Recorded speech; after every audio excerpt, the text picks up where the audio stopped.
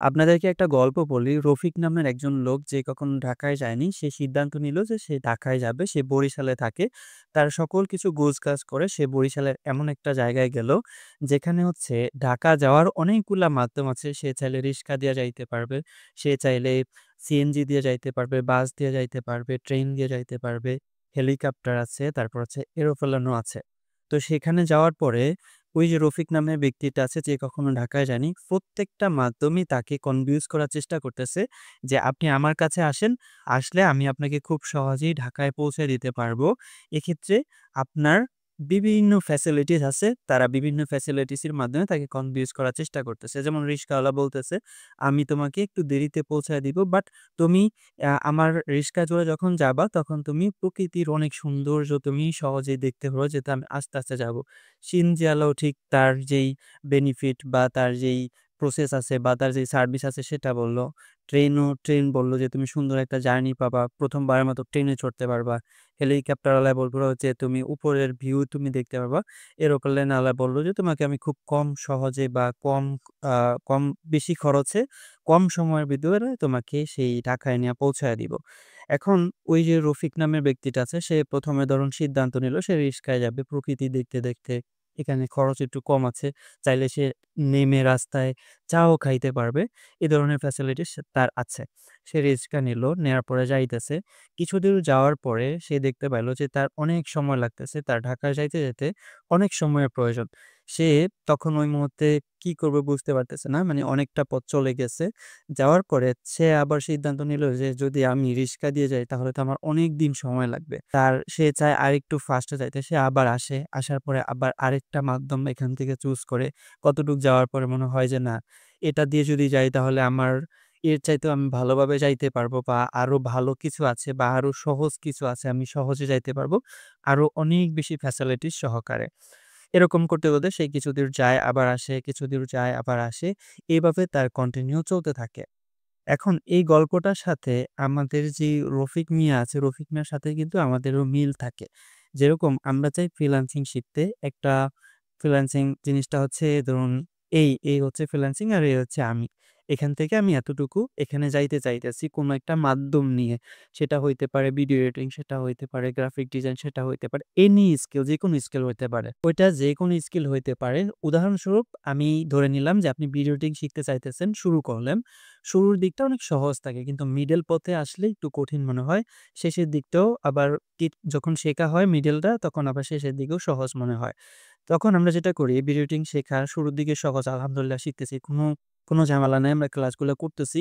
মাঝখানে আসলেই আমাদের ঝামেলাটা বাজে। বাজে এই কারণে আমরা সবাই কিন্তু Facebook ব্যবহার করি এবং প্রত্যেকটা কোম্পানি বা প্রত্যেকটা মানুষ Facebook এ তার নিজস্ব স্কিল সম্পর্কে এড চালায় যে, "তুমি যদি আসো আমার এই প্ল্যাটফর্মে বা আমার কাছে আমার ইনস্টিটিউটে তাহলে তুমি গ্রাফিক ডিজাইন আরো সহজে শিখতে পারবা, আরো বেশি ইনকাম করতে পারবা।"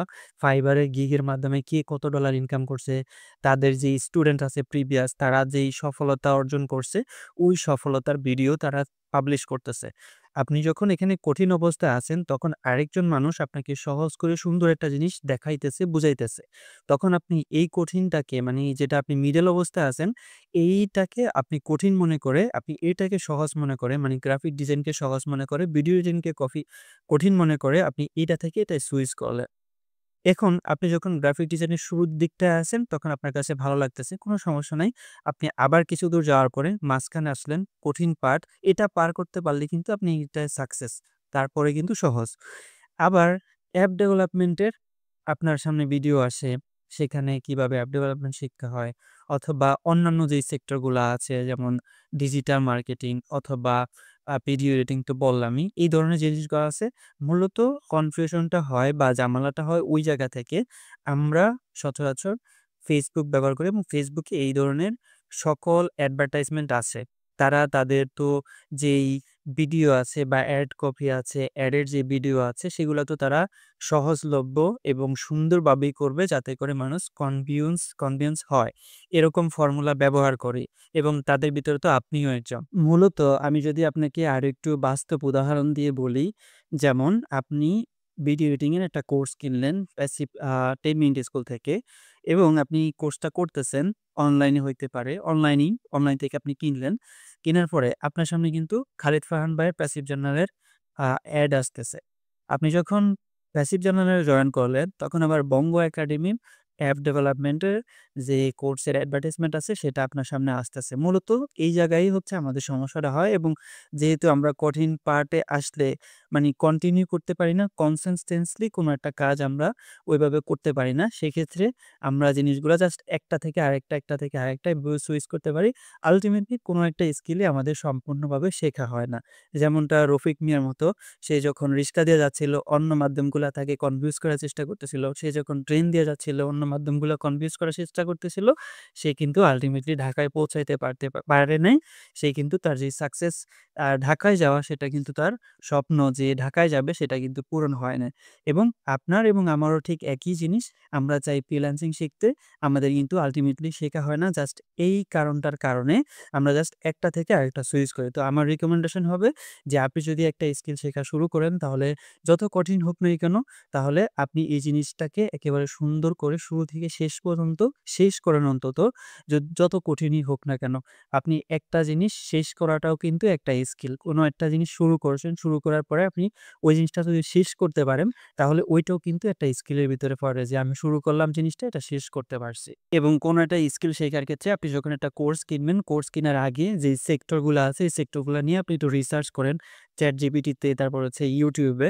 আপনি যদি ভিডিও এডিটিং শিখতে চান এবং যদি আপনার কাছে ৩ টা অপশন থাকে, একটা হচ্ছে গ্রাফিক ডিজাইন, একটা হচ্ছে ভিডিও এডিটিং, একটা হচ্ছে ডিজিটাল মার্কেটিং। তাহলে এই ৩ টা বিষয় নিয়ে আপনি আগে YouTube এ পর্যাপ্ত পরিমাণ রিসার্চ করেন।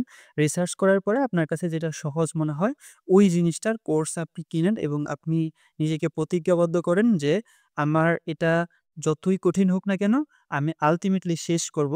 এটা দিয়া আমার অর্থোপার্জন হোক বা না হোক, এটা আমি আমার এই জার্নিটাকে শেষ করব এবং এখানে আমি এক্সপার্ট হব। আপনি যদি এই বিষয়ে এক্সপার্ট হন, তাহলে ওখান থেকে অর্থ আসবে। তো মূলত আজকের ভিডিওটা এই পর্যন্তই। দেখা হবে অন্য কোনো ভিডিওতে। ভালো থাকবেন, সুস্থ থাকবেন। Till then take care.